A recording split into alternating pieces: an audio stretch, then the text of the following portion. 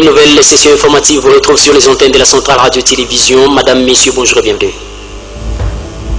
À la une de cette session informative, la députée nationale élue d'Elikasi Titimbi Lubuya a conféré avec les groupes des présidents des organes spécialisés dans le cadre de la gestion de la dotation des 0,3 des chiffres d'affaires des entreprises minières de la montagneuse ville d'Elikasi, la journée de ce 4 septembre de l'année en cours. Pendant ces temps, la députée provinciale élue d'Elikasi Ejechala Mobikaï a continué avec une série de consultations avec plusieurs couches de la population de la montagneuse ville d'Elikasi dans le but de recueillir leurs doléances conformément à sa mission en tant que députée provinciale élue de la montagneuse ville d'Elikasi, et ce après avoir reçu un portrait crachu de la députée provinciale sur une œuvre artistique réalisée par l'artiste sculpteur de la montagneuse ville d'Elikasi, Kelly. Dans cette édition de vos nouvelles, vous aurez à suivre cet élément avec de plus amples détails. Pendant ces temps, la première ministre de la République démocratique du Congo, Judith Tuluka Suminwa, après son retour dans la capitale RD congolaise, a procédé à la visite de la prison centrale de Makala pour se rendre compte des dégâts causés par cette tentative d'évasion. Cependant, les mécanismes de prise en charge des prisonniers victimes de cette situation a été arrêté par le gouvernement de la République démocratique du Congo la journée de ce 4 septembre de l'année en cours, et elle a appelé les prisonniers à pouvoir patienter car le processus de désengorgement des prisons est en train de se faire, mais de manière légale, à suivre dans cette session informative. Voilà tout pour les titres, mesdames, messieurs. Bonjour et bienvenue. Christian Zemo me permet de vous attendre de partout à Elikasi. Je suis Monte Trésor à la présentation de cette nouvelle édition de vos informations à la journée de ce 6 septembre de l'année en cours sur les ondes sacrées de la Centrale Radio-Télévision. Encore une fois de plus, bienvenue. Ouvrons cette session informative en prenant la direction de Kinshasa, capitale de la République démocratique du Congo. Comme on vous a dit en luminaire que la première ministre de la RDC, Judith Tuluka Suminwa, après son retour du Congo central dans la capitale RD congolaise, a procédé à une visite éclair au niveau de la prison centrale de Makala dans le but de se rendre compte de cette tentative d'évasion qui a occasionné près de 129 morts dans la capitale RD congolaise. Suivez donc cet élément de reportage. Les dégâts témoignent l'ampleur des incendies. Et pour ramener de l'ordre sur ce lieu, les instructions de la chef du gouvernement sont vite exécutées. Les ouvriers reconstruisent les bâtiments cassés dans l'entrepôt des aliments, la cuisine et le bâtiment administratif. Pour évaluer les dégâts, la première ministre Judith Suminwa Tuluka est descendue sur le lieu ce mercredi. Pour mieux cerner le nœud du problème, Judith Suminwa a interrogé certains prisonniers, témoins qui ont confirmé que l'initiative est partie du pavillon 4. Sous les explications de la directrice générale adjointe de la prison de Makala, Déco-Madeleine, des pavillons ont été visités, dont celui réservé aux femmes. Certaines d'entre elles ont relaté leur tragédie à la première ministre Judith Suminwa. Elle serait victime de violences sexuelles lors de ce drame. Je pense qu'il était important pour moi de venir me rendre compte de la situation actuelle. Comme on l'a dit, les enquêtes sont encore en cours. Il y a une commission qui a été mise en place. C'était aussi important de venir voir comment les choses sont en train de se rétablir. J'ai visité quelques pavillons, la prise en charge médicale, mais aussi assurer l'alimentation. Maintenant, il faut voir ensuite comment on va continuer le processus de désengorgement. Ça devra se faire le plus rapidement possible, en respectant la procédure évidemment, et les enquêtes vont continuer. Avant les résultats des enquêtes, difficile de connaître l'origine de la crise. Entre-temps, la tension semble retomber. La prison a été ravitaillée en nourriture et autres besoins. Les agents de la SNEL travaillent d'arrache-pied pour rétablir au plus vite l'énergie. Et la chef du gouvernement a donné des instructions claires pour une autonomisation de la ligne de cette maison carcérale afin de mieux sécuriser tous les prisonniers. Plusieurs centrales photovoltaïques seront érigées en République démocratique du Congo. Telle est la conclusion d'un accord conclu entre la République démocratique du Congo et une filiale chinoise dénommée CCNMCC au niveau de ces forums qui s'est organisé entre la Chine et les continents africains. Et c'est le ministre de l'énergie qui a conclu ces partenariats au nom du gouvernement de la République démocratique du Congo en mission avec le chef de l'État dans cette partie du monde. Suivez. Après le clap de fin du forum Chine-RDC sur les investissements, les retombées sont déjà positives.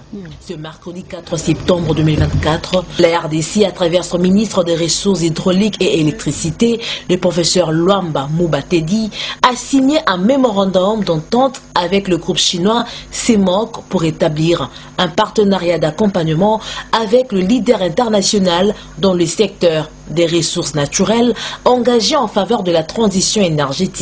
Le ministre congolais confirme que ce futur partenariat permettra non seulement d'accroître la puissance de l'énergie électrique desservie aux populations, mais l'activité minière en bénéficiera aussi pour garantir une constance dans la fourniture en électricité. Il s'agit de lancer un partenariat avec un groupe chinois, CMOC, qui va permettre à construire des centrales photovoltaïques, des parcs solaires à côté de toutes nos centrales hydroélectriques. Les parcs photovoltaïques sont très faciles et assez rapides à pouvoir implémenter. Nous avons un target maximum de 24 mois et un minima de 18 mois. 600 MW supplémentaires sur le réseau congolais. Ça sera une augmentation substantielle sur notre économie et une certaine stabilité dans la fourniture d'électricité. Le CIMOC est prêt à apporter sa contribution nécessaire à l'essor de l'économie congolaise et aussi à la transition énergétique de la RDC. Aujourd'hui, c'est un grand honneur pour moi de pouvoir représenter le groupe CFC, qui est actionnaire majoritaire du groupe CMOC, pour pouvoir signer ces protocoles d'accord. Grâce aux capacités financières de CFC, on va introduire les technologies les plus avancées de CRBL, qui est le plus avancé du monde, pour bien développer notre projet. Ceci est une matérialisation de la volonté du président de la République, Félix-Antoine Tshisekedi Tshilombo, pour développer et diversifier l'industrialisation du pays.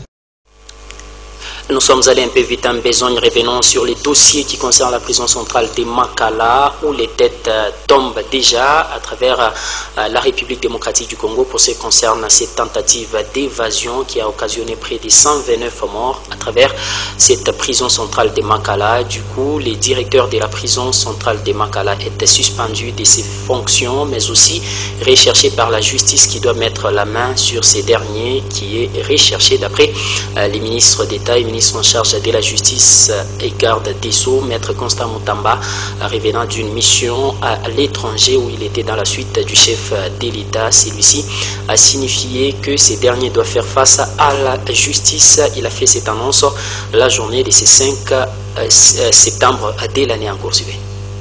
Selon le ministre de l'Intérieur Jacques Menchabani, le bilan s'élève actuellement à 129 morts, dont 24 tués par balle après sommation. Il a précisé que ces chiffres est encore provisoire. Les autres détenus seraient décédés par étouffement, selon ses déclarations. Le bilan provisoire sur le plan humain s'élève à 129 morts, dont 24 par balle après sommation, les autres par bousculade, étouffement et quelques femmes violées. La commission a également identifié 59 blessés, actuellement pris en charge par le gouvernement pour des soins appropriés. Sur le plan matériel, on déplore l'incendie des bâtiments administratifs, du greffe, de l'infirmerie et des dépôts de vivres. Analyse politique indépendante. Ornikar Banza donne son point de vue quant à ces drames, qui vient une fois de plus endeuiller de nombreuses familles, au moment où la RDC s'active pour résoudre la situation de l'Est du pays. Nous commençons par condamner seulement cette tentative d'évasion, parce que ça ne valait pas la peine.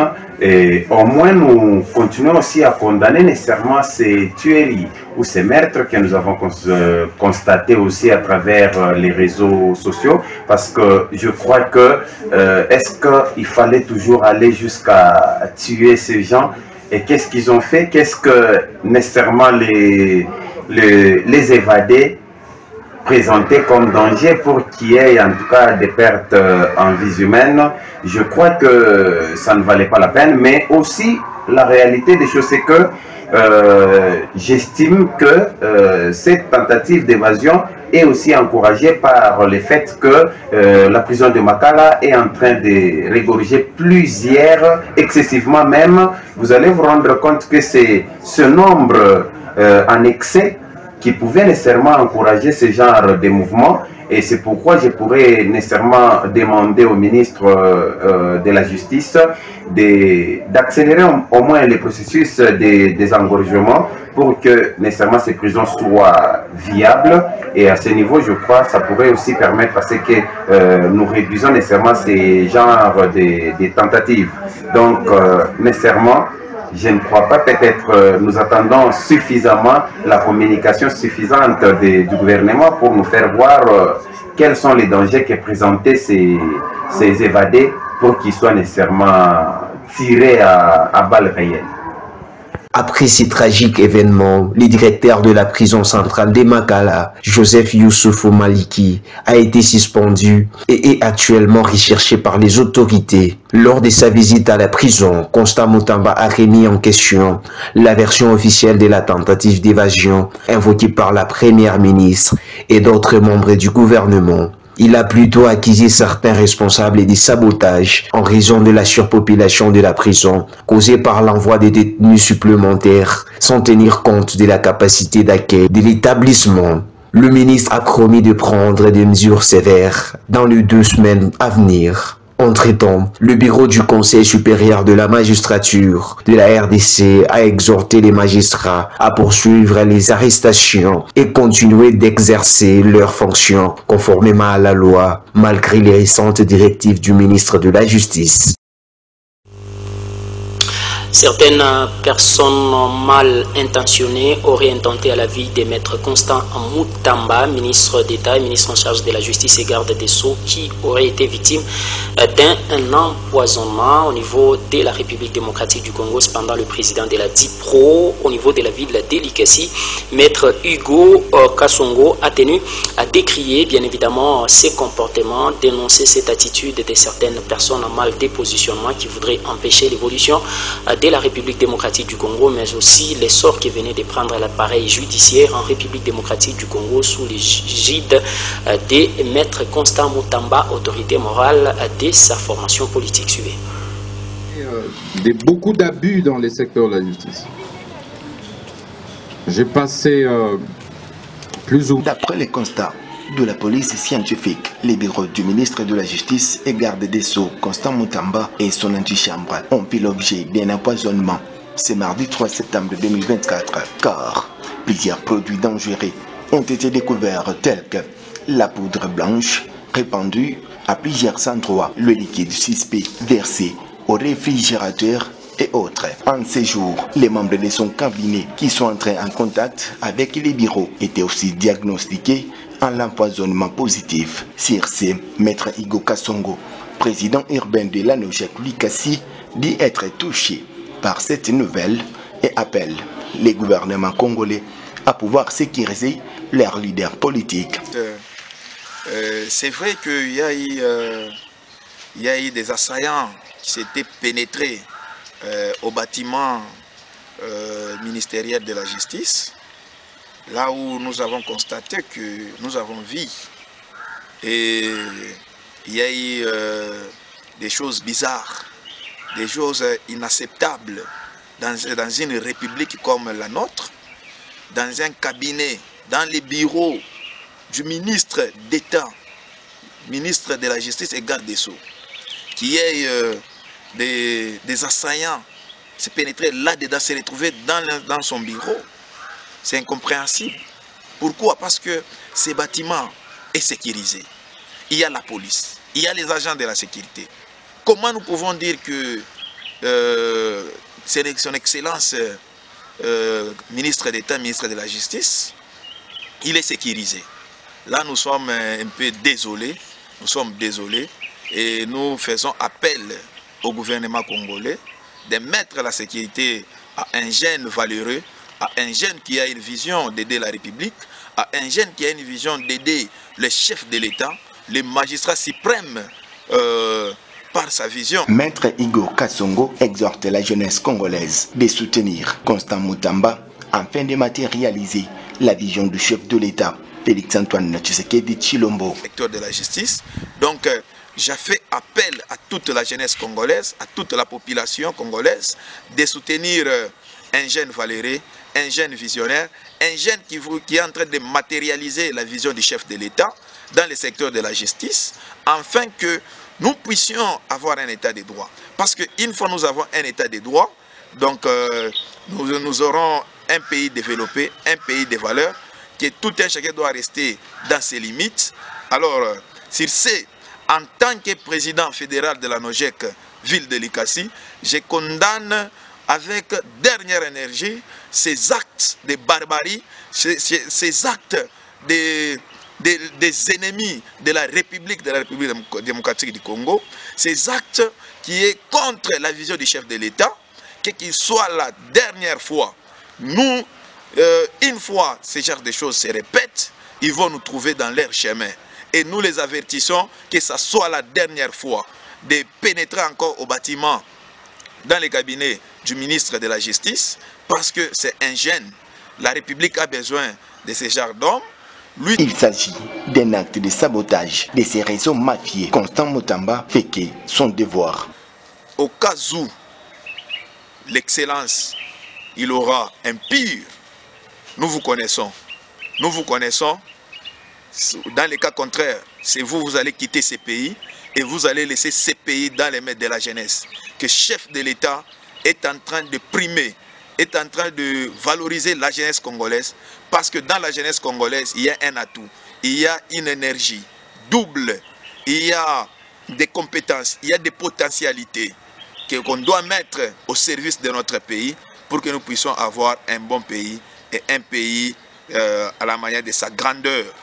Donc, nous sommes là, on est en train d'observer, et ce que moi je vais demander à tant que son militant, son élève, son président de son parti, la NOJEC à Likasi, de ne pas reculer.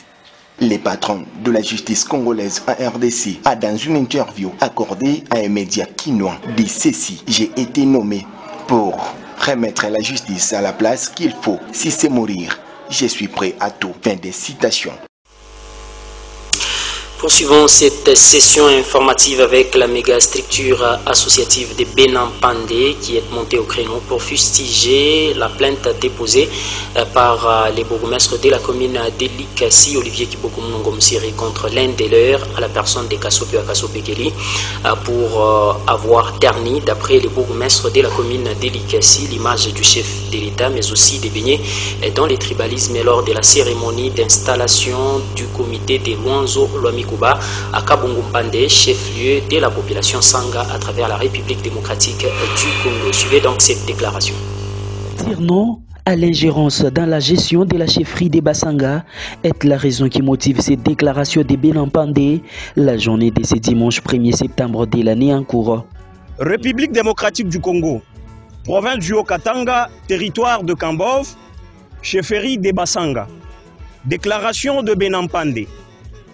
Nous, le Basanga Benampande, toutes les couches confondues, avons appris avec indignation qu'elle est de notre nommé Kassope ou Kassopekeli, comptable de la chefferie des Basanga, serait acquisé à l'Agence nationale de renseignement en air, en sigle, pour motif qu'il aurait terni l'image du chef de l'État et du tribalisme lors de l'événement de l'installation de l'association Luanzo Lwami Kuba en date du 24 août 2024, selon la dite accusation.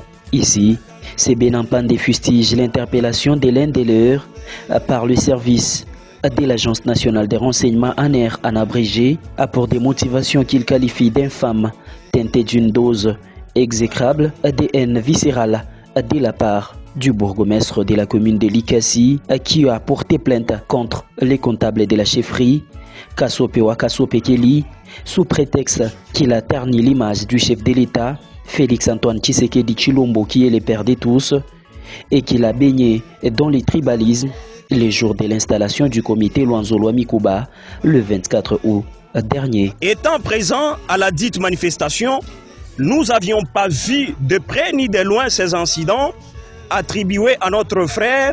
Ces accusations ne sont que mensongères et des pires montages de M. Olivier Kiboko, l'actuel bourgmestre de la commune de Likasi, aujourd'hui champion SMR des troubles dans les Bassanga en général et la chefferie des Bassanga en particulier. Le vrai problème est que l'accusateur précité cherche à tout prix faire partir le comptable de la chefferie et le remplacer par son frère, préparé par lui, afin de lui permettre d'avoir un contrôle permanent d'exécutif de la chefferie, après avoir réussi à faire partir l'ancien cadre par le manœuvre de même genre. C'est une pure histoire du corbeau et renard que nous vivons à ce jour dans la chefferie des Bassanga, que doit comprendre aussi notre grand chef Kiamula Lanchi, Kabola Nebakwabo, Boucher Itete. Mais comprendre que tout flatteur vit aux dépens de celui qui l'écoute. Cependant, c'est Benampande l'invite à revenir au bon sens. Pour ce faire, nous rappelons à M. Olivier Kiboko qui s'est permis de porter le chapeau dans la cour royale sans respect ni considération de ses liés, symbole de manque de respect à notre grand chef, et qui s'est permis d'utiliser les noms du chef de l'État pour un positionnement et le règlement des comptes, de savoir que le président de la République, Félix-Antoine Tshisekedi, à qui nous rendons un vibrant hommage, est bien notre père, tous que nous aimons et respectons. Et surtout, étant un artisan de la paix dans notre chefferie, cependant, nous condamnons avec la dernière énergie cet acte barbare, calomniateur et provocateur qui ne vise qu'à déstabiliser notre chefferie. Rappelons à M. Olivier Kiboko que les Bassanga ont besoin de vivre dans la paix et construire leur chefferie, que de réveiller les esprits des morts qu'a connu cette entité pendant plusieurs années. Sinon, il ne pourra pas gérer les conséquences qui en découleront. Ainsi, nous demandons à l'autorité de l'État de rejeter ces accusations mensongères qui vont dans le sens de non-respect des droits de l'homme. Et dont son objectif est de déstabiliser cette chefferie dont l'histoire est bien connue. Afin de préserver une paix sociale, en laissant notre frère de circuler et vaquer librement à ses occupations. Notons par ailleurs que tous ces hommes et femmes ne jurent que par les soucis de voir le développement de leur chefferie sans ingérence à des personnes malveillantes. Et puis la députée provinciale élue de la montagneuse ville de Likasi, honorable Ege Tchala Mobikayi, a poursuivi avec une série de consultations des différentes couches de la population venues de présenter leurs doléances dans son bureau de travail, et ce dans le cadre de ses vacances parlementaires. Et c'était après avoir reçu une œuvre d'art de la part du sculpteur de la montagneuse ville de Likasi à la personne de l'artiste Kelly Subi. C'est un portrait tout craché de l'élu légitime du peuple, l'honorable Ege Tchala Mobikayi, peint sur ce tableau et porte le pinceau de l'artiste Kelly qui a décidé d'immortaliser Maman Bonheur. L'honorable Ege Tchala Mobikayi a remercié vivement l'artiste pour cette marque de considération. La députée provinciale, toujours à l'écoute, a continué sa séance d'entretien avec les différentes couches sociales de la ville de Likasi venues présenter leurs questions liées au développement de la ville de Likasi et dont le cas des injustices sociales sont les plus récurrents. C'est un peu difficile. Apprendre honorable ni honorable na madossier yangu tu paiement bwanangu. Préférant les actes à des paroles, le député de proximité Ege Tchala Mobikayi a professé de son engagement pour que justice soit rétablie pour certains cas. Au cours de la même journée, elle a reçu la chanteuse du gospel, Françoise Boundouki, en prélude d'une action chrétienne prévue en décembre prochain. Pour notre ville, le Seigneur l'a donné ce poste pour qu'elle soit une bénédiction pour nous. On est venu la voir et les choses se sont bien passées pour la ville d'Elikassi. Je témoigne d'elle que c'est une main que le Seigneur a donnée pour bénir les hommes de Dieu et le travail. L'honorable Ejit Chalamoubikaï a bouclé sa série de côtes parlementaires avec les membres de sa famille politique, la cellule UDPS Tshisekedi Kartuzout, qui sont venus présenter à leur tour les civilités à celles qui défendent valablement la vision parlementaire du chef de l'État, Félix-Antoine Tshisekedi Tshilombo. Et puis, la députée nationale élue de la montagneuse ville d'Elikassi, honorable Titimbi Lubuya, a reçu dans la salle de réunion de l'hôtel de ville d'Elikassi les groupes des différents présidents des organismes spécialisés à la gestion de la dotation des 0,3 des chiffres d'affaires des différentes entreprises de la montagneuse ville d'Elikassi, les entreprises minières bien sûr de la montagneuse ville d'Elikassi, dans le but de s'assurer de la gestion orthodoxe de cette dot qui est vouée au développement de la montagneuse ville d'Elikassi avec les différents dans les différentes contrées de cette ville. Suivez.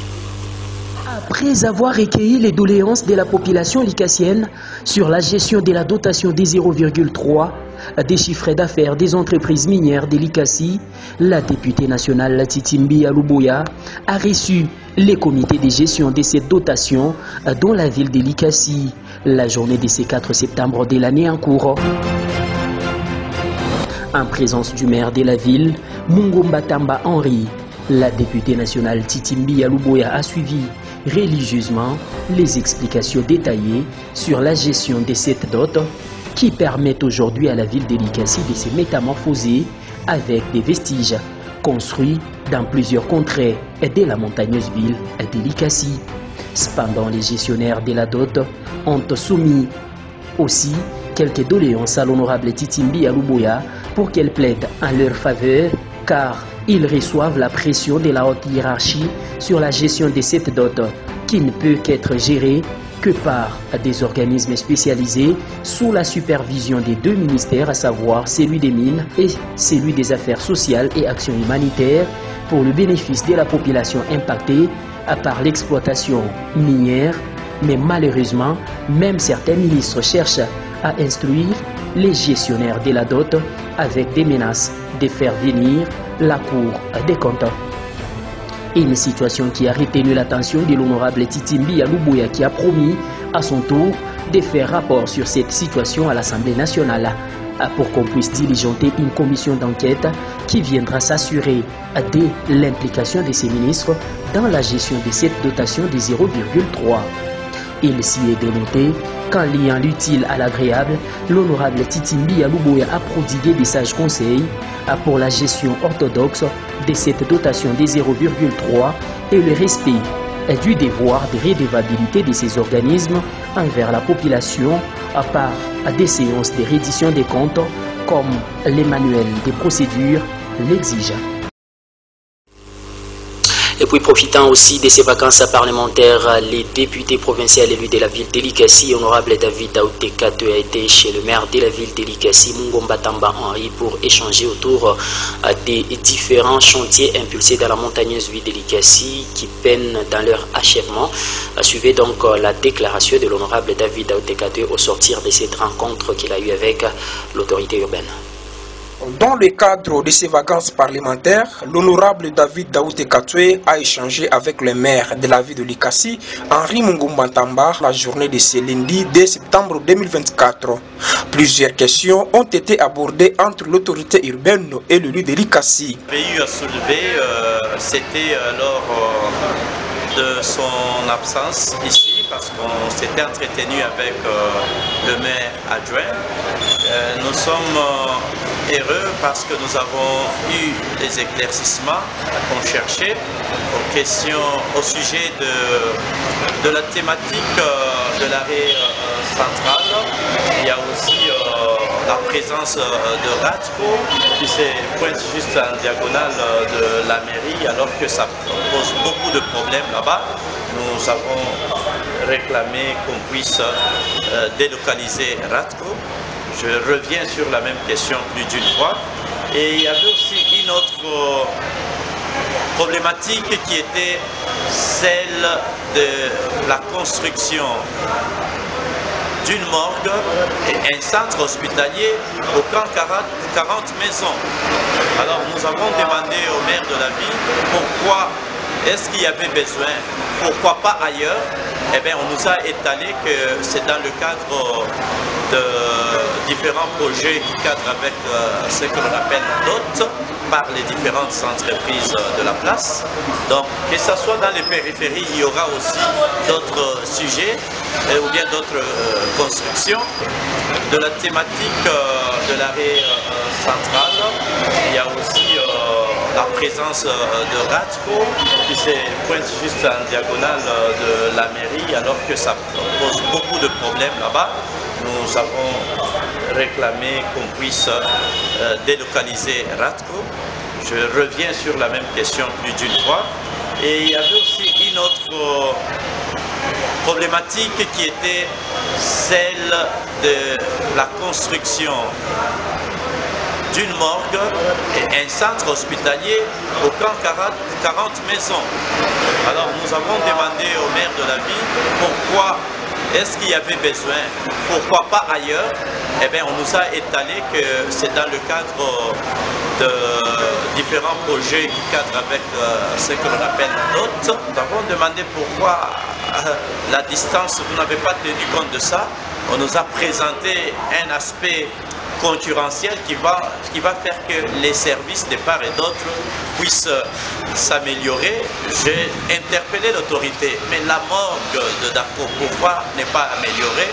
On m'a rassuré que incessamment on va m'inviter à l'inauguration. Alors ça étanché à ma soif. Eh bien, on a eu aussi à décortiquer tant d'autres sujets, mais voilà les quelques points qui étaient les plus saillants que l'autorité a donné ou a éclairé à notre lanterne. L'honorable David Katoué, élu de l'ICASI, veut voir les travaux initiés dans la ville de l'ICASI puissent finir et qu'on puisse initier d'autres projets dans la commune de Kikoula où il y a 60% de la population. Et puis la députée provinciale Léger Tchalambika a pris part de manière active à la cérémonie du lancement officiel de l'année scolaire 2024-2025 qui a vécu au collège Toutazamié. Ici, la députée provinciale invite les parents d'envoyer leurs enfants à l'école pour la bonne éducation car c'est la jeunesse qui constitue l'avenir de demain. Suivez. D'abord noter, c'est que la rentrée scolaire est bel et bien effective et vous l'avez remarqué avec nous.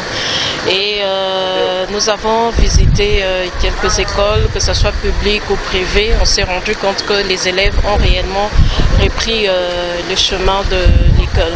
Ici, l'occasion pour nous de dire merci au chef de l'État congolais, Félix-Antoine Tshisekedi Tshilombo, lui qui prône toujours la gratuité de l'enseignement dans notre pays et déjà la gratuité est effective à l'école primaire. Et ici, nous demandons à tous les parents qui gardent encore leurs enfants à la maison de les envoyer parce que nous avons besoin des élites dans ces pays. Nous avons besoin des gens qui vont nous remplacer, qui seront des présidents, des ministres, des députés, mais des gens qui seront très bien formés. Et moi, je dis l'avenir, c'est pas demain, mais c'est déjà aujourd'hui. Donc, à tous les parents qui traînent encore des pattes, d'envoyer leurs enfants à l'école. Donc, la gratuité de l'enseignement à l'école primaire reste bel et bien effective dans notre pays.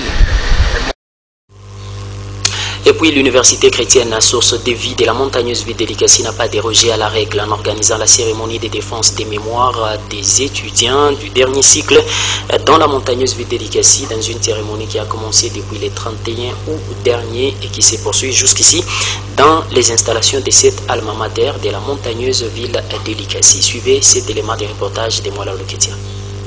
Les résultats finaux seront fonction de la défense, des points obtenus dans les cours et des points de stage. Débuté le samedi 31, la défense des mémoires des étudiants de licence de l'université chrétienne Source des Vies. C'est en présence des membres des familles, amis et connaissances venus encourager et soutenir l'un des leurs. On sait que je réussis ou pas, je vais continuer mon tête de promotion et après je vais réussir. Mais si on a une application qui fait le suivi, avant de libérer un étudiant, on vérifie son parcours. S'il n'a pas encore validé tous les compléments, il aurait bien étudié, c'était sans validation. Pour convaincre toute la salle, les récipiendaires étaient obligés de répondre aux différentes questions pièges de lecteurs qui étaient composées des masters Mashika. Parce qu'on t'a dit que non, le remerciement, ça doit être une page qu'il faut te répéter plusieurs fois. Alors tu vas... Le cas de Bikango Sabwe John, qui a défendu sur la conception et réalisation d'une application de gestion d'attribution des sacrements. Ce dernier a défendu avec la mention distinction.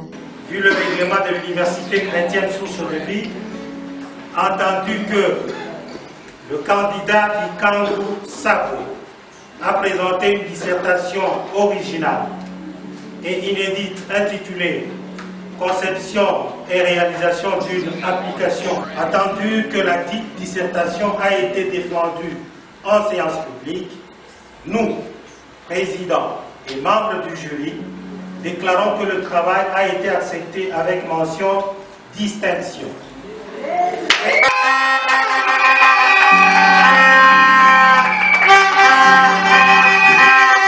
Nous n'avons pas eu vraiment cette facilité là-bas d'apporter les personnels de Kumashi et aussi leur disponibilité était à chercher au bout du doigt, vraiment, en ce qui concerne et l'accès aux données n'était pas vraiment trop facile, mais quand même nous avons pu fournir des efforts pour acquérir et recevoir toutes les données et les informations nécessaires pour le bon déroulement de notre projet. John Bikango encourage tous ceux qui sont motivés par la perfection de faire le choix de l'université Source des Vies pour une bonne formation. Quand nous demandons à tous les nouveaux et les nouveaux venus et tous les finalistes de pouvoir venir ici chez nous évoluer dans notre université parce que la formation elle est de qualité et nous évoluons dans de bonnes conditions étudiantes. C'est depuis octobre 2011 que l'université Source des Vies est au service de la nation et s'est imposée comme une institution de référence dans l'écosystème académique et scientifique du pays. En ce qui concerne l'éducation de qualité, transmettre des valeurs chrétiennes avec vision, de former des leaders compétents, intègres, prêts à contribuer positivement à la société. Dirigé par le docteur professeur Moulo Dibwengoy, avec comme secrétaire général académique, docteur professeur Eric Piana Dibwe, qui veulent faire de l'université Source des Vies une opportunité pour la communauté dans les soucis de réduire les taux de chômage et de la délinquance. Pour étendre sa formation, l'université Source des Vies a instauré 3 nouvelles facultés, à savoir la faculté Arts et Métiers, Sciences de la Santé et Sciences Techniques. Cette institution éducative n'est pas du reste quant au nouveau système dit LMD.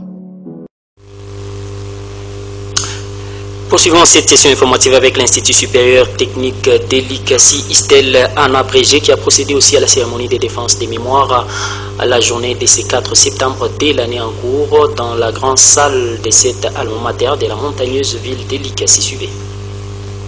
Salle de l'Institut supérieur technique d'Elikassi que les parents, amis et connaissances se sont réunis pour vivre de près l'ambiance de défense des mémoires des étudiants de la licence de cette alma mater. Ce mercredi 4 septembre 2024, la cérémonie commence par l'entrée triomphale du directeur général de l'Istel Likassi, le professeur Janon Pagnampagna, suivi du corps professoral dans une atmosphère frénétique.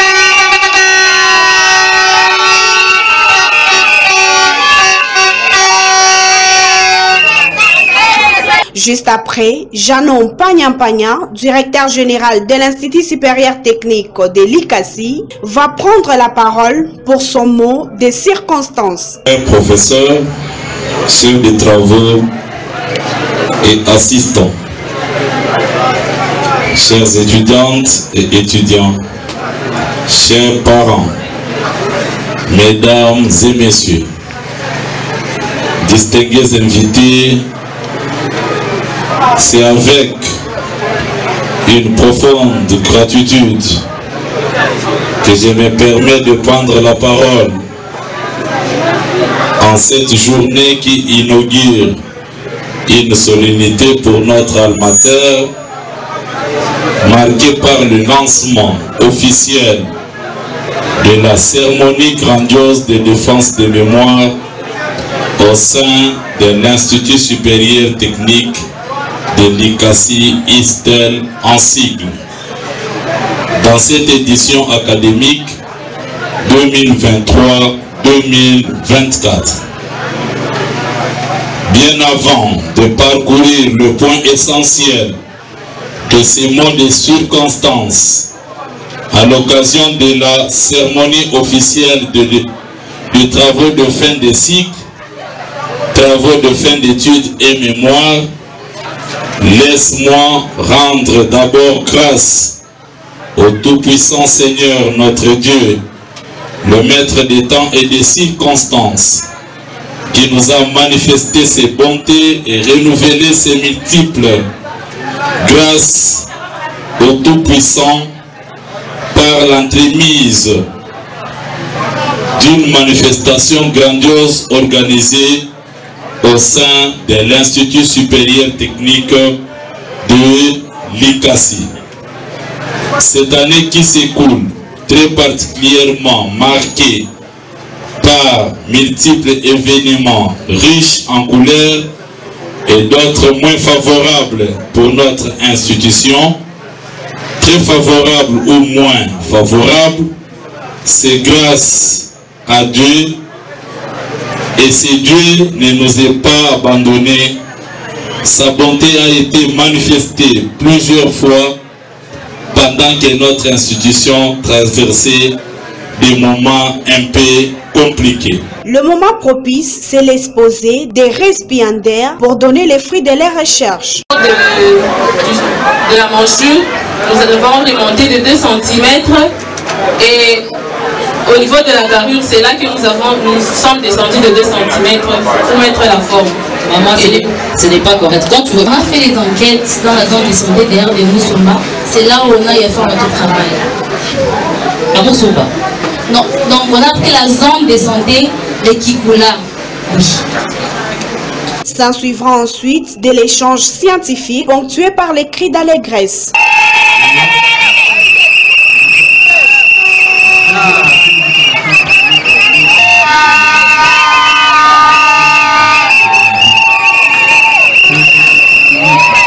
Listel. Place à présent, rappel des titres. La députée nationale élue de la montagneuse ville d'Elikasi, Titimbi Alouboya, a conféré avec les groupes des présidents des différents organismes plutôt spécialisés dans la gestion de la dotation des 0,3 des chiffres d'affaires des entreprises minières de la montagneuse ville d'Elikasi la journée de ce 4 septembre de l'année en cours. Un élément que vous avez suivi dans cette édition de vos nouvelles.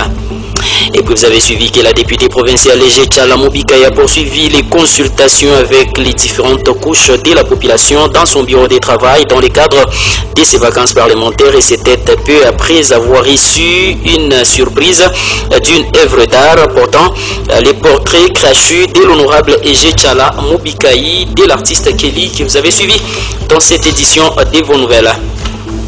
Et puis la première ministre de la République démocratique du Congo, Judith Toloka Souminoa, après son retour du Congo central, procédé à la visite de la prison centrale de Makala pour se rendre compte des dégâts causés par cette tentative d'évasion. Cependant, les mécanismes de prise en charge des prisonniers victimes de cette situation a été arrêté la journée de ce 4 septembre de l'année en cours. Madame, Messieurs, voilà ce qu'a constitué l'essentiel de cette session informative sur les ondes sacrées de la Centrale Radio-Télévision. Si vous l'avez médit, donc merci à la grande équipe rédactionnelle de votre chaîne, mais également à Christian Ezemo pour sa bonne et réelle réalisation de cette édition de vos nouvelles. À tous, mais également à toutes, agréable et bonne suite de nos programmes chez vous. Bye.